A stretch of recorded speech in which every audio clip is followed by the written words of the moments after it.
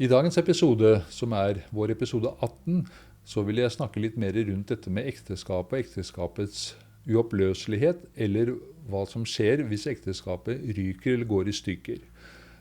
Det blir nok skissemessig, for det inneholder mange mulige eventualiteter etter mange mulige realiteter, men jeg håper at jeg klarer å hjelpe dere til å forstå bedre hvor høyt Kirken setter ekteskapet i menneskenes liv.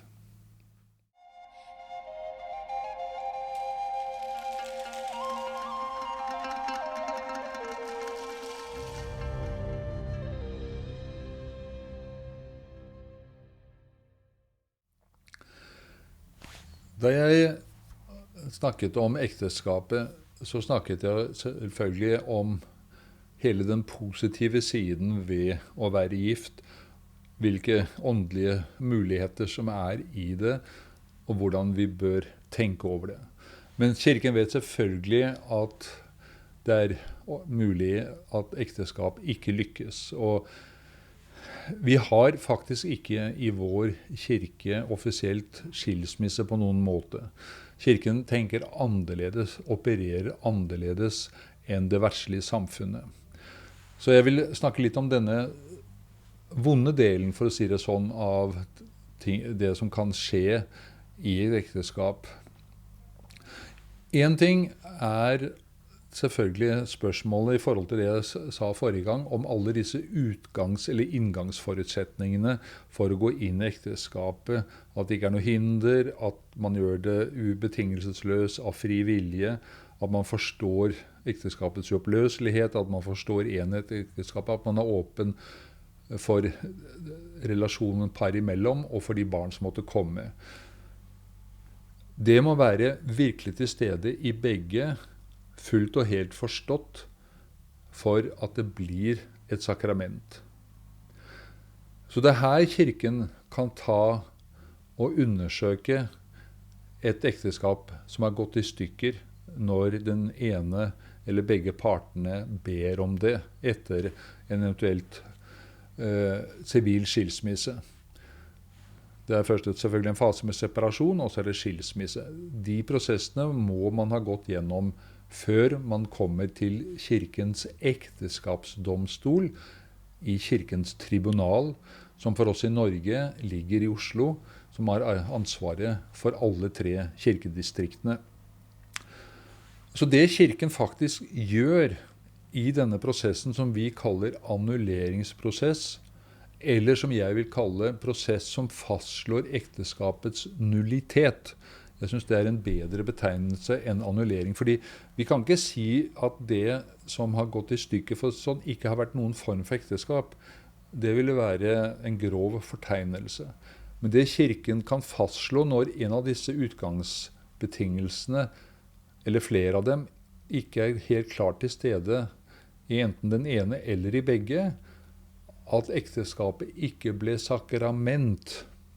Det var en form for ekteskap, men det var ikke et sakramentalt ekteskap. Og da man ikke bundet til døden skiller en ad. Da kan Kirken fastslå nullitet, slik at den parten som ønsker det, kan gifte seg med en annen, fordi det første ekteskapet ble ikke sakramentalt. Det slik jeg som teolog, dogmatisk utdannet, tenker rundt ekteskapet. Altså jeg går her litt utover hvordan kirkeretten definerer det, men jeg synes det litt viktig for å forstå mer teologisk hva det egentlig Kirken gjør for mennesker som havner i den situasjonen.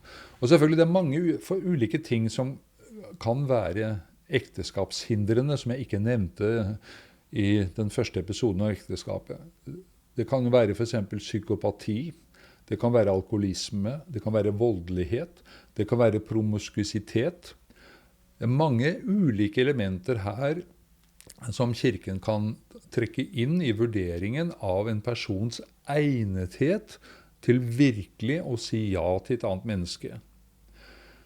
Og det noe vi må være klar over, som mange ikke tenker over. For ikke så lenge siden, i år 2025, så hadde NRK.no merkelig nok en slags statistikk hvor de spurte om hvor mange relasjoner en partner kan ha hatt for at man ennå godtar på en måte ekteskapet. Og det pussige var at en god prosentdel syntes det var helt greit med mer enn 30 relasjoner, altså til 30 ulike personer, mens cirka den fjerde største gruppen var de som ønsket at man ikke hadde hatt noen relasjoner før ekteskapet. Og her kommer da inn det som vi ikke heller snakket om forrige gang, nemlig at i ekteskapets moral, eller kirkens morallære om ekteskapet, så tilhører seksualiteten, eller seksualiteten kan bare utleves innenfor ekteskapet, ikke utenfor ekteskapet, ikke før ekteskapet. Som selvfølgelig vi vet veldig mange ikke realiserer i vår tid. Men allerede her kan kimen legges for at man egentlig ikke er tilstrekkelig i stand til å vie seg til et annet menneske for resten av livet. For eksempel. Dette er et eksempel. Slik at vi kan etterforske et hvert ekteskap som har gått i stykker på dets sakramentalitet. Vi snakker selvfølgelig om katolske ekteskap, ikke katolske ekteskap i utgangspunktet. Men så har vi de som ønsker å konvertere, som har vært gift før og kanskje har blitt gift igjen. Kirkens lære er jo at hvis du er gjengift, kan du ikke motta kirkens sakramenter. I hvert fall ikke før det første ekteskapet er annullert. Slik at ikke-katolikker som vil bli katolikker, eller som vil gifte seg med en katolikk, og som har vært gift før, må også gå gjennom denne prosessen for å stadfeste nullitet eller ikke. Er det ikke nullitet, kan man ikke gifte seg.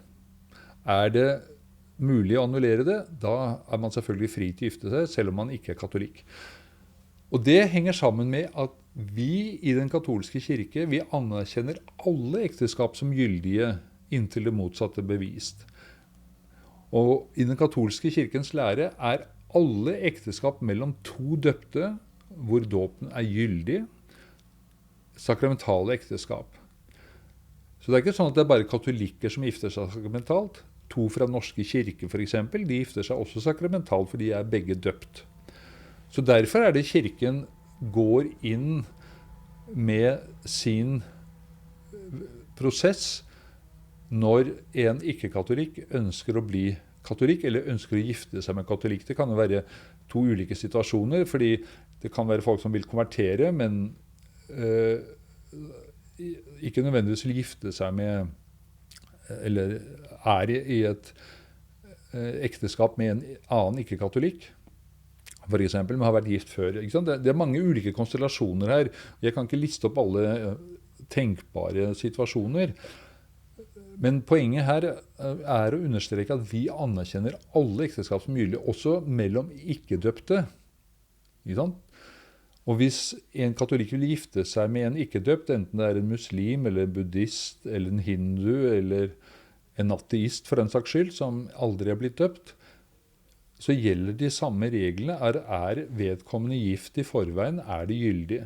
Selv om to ikke-døpte ikke har et sakramentalt ekteskap, så anerkjenner vi fortsatt ekteskapet før man kan inngå et nytt ekteskap. Altså det må prøves. Det høres kanskje slitsomt ut og ganske komplisert ut egentlig, men kirken har utviklet dette som en form for pastoralt arbeid overfor de som har hatt et forhold eller hatt et ekteskap som har røket, for å hjelpe dem til å finne en ny plass hvis det er mulig, og gi dem en ny frihet, for å si det, en ny sjanse. Og jeg sier jo alltid at så lenge vi snakker med kirken, kan vi alltid klare å finne løsninger. Hvis det ikke er objektivt umulig, selvfølgelig. Hvis det virkelig er et sakramentalt ekteskap, så er det gyldig til døden skiller en ad. Det kan ikke kirken forandre på. Men hvis det ikke er et sakramentalt ekteskap, eller hvis det ikke er et gyldig ekteskap, så kan kirken stadfeste nullitet og åpne for muligheten til et nytt ekteskap. Og det er en tjeneste kirken gjør for menneskene, for de troende. Fordi kirken, i alt kirken gjør, er alltid ansvarlig overfor Gud, som har det siste ordet i vår eksistens, i vårt liv. Slik at kirken må alltid arbeide og hjelpe oss til å ta de riktige avgjørelser, de riktige handlinger. Og for eksempel når det gjelder katolikker, de kan ikke gifte seg gyldig i andre former enn katolsk form, som man sier. Altså de er underlagt det vi kaller formplikten. Så en katolikk kan bare gifte seg gyldig i det katolske ritualet. Hvis ikke det er gode grunner for å be om tillatelse til å gifte seg under en annen form, hvis biskopen gir en tillatelse, da er ekteskapet gyldig, selv om det, la oss si, skjer i den norske kirke. Jeg har som et eksempel hatt en person som skulle gifte seg med en katolikk fra utlandet. Den norske personen hadde en i familien som var prest i norske kirke, en onkel, og ønsket at det skulle skje innenfor familiens ramme. Og da kunne biskopen gi tillatelse til det. Som jeg sier, hvis vi snakker med kirken og ber om kirkelige tillatelser, så kan kirken gi det vi kaller tillatelse, gi dispensasjon fra ulike regler. Som for eksempel det at hvis man gifter seg med en ikke-døpt, så trenger man en dispensasjon som kalles disparatis cultus, altså ulike religioner eller ulike liturgier. Og det kan biskopen gjøre. Også hvis katolikker av en eller annen spesiell grunn, som også kan ha med for eksempel innvandring eller hva det måtte være, må gifte seg borgerlig, så kan de få dette godkjent igjen gjennom biskopen, dersom det ikke lar seg gjøre etterpå å holde det katolske ritualet for eksempel. Så uten at jeg kan her komme med, for å si det sånn, en bruksanvisning på alle mulige eventualiteter som er mulig å forestille seg og tenke på, så har kirken en enorm erfaring i bredden, og de som arbeider i vårt tribunal har veldig stor kunnskap. Det er også de som er våre dommere, for det sånn, fordi kirken har en riktig rettsprosess for å avgjøre om et ekteskap kan annulleres eller ikke. Det er ingen tilfeldighet, det er ingen likegyldighet. Og en prosess, det kommer an på hvor klart situasjonen er. Det kan ta noen måneder, kan ta et år, kan ta 2 år. Det kommer også an på villigheten til å samarbeide med tribunalet i prosessen. Det finnes jo for eksempel situasjoner hvor en gifter seg med en annen uten å vite at den andre har vært gift før. Da er den andre ikke fri til å gifte seg, egentlig. Da er det en annen type ugyldighet, nemlig at det er et ulovlig inngått ekteskap. Og det kaller man ligamen, og da kan rettsvikaren stadfeste at dette ikke var noe ekteskap i utgangspunktet, fordi den ene var ikke fri til å gifte seg med den andre. Det var egentlig da et ekteskapshinder som forhindret at det kunne bli et ekteskap. Og da behøver ikke denne lange prosessen med vitner og så videre for å bekrefte annullering. Da holder det med et dokument fra rettsvikaren som er undertegnet og stemplet fra tribunalet. Så dette er bare en form for skisse, fordi mitt mål med dette kurset er jo selvfølgelig ikke å fortelle dere hvordan dere skal komme dere ut av ekteskapet, for å si det sånn, men for å rett og slett hjelpe dere til å fundamentere denne avgjørelsen dere tar på et best mulig grunnlag, og at dere bygger livet på riktig mur, på fjellgrunn, og ikke bare setter huset deres i sand, som Jesus også bruker som et bilde for å hjelpe oss til å forstå alvoret i de avgjørelser vi tar.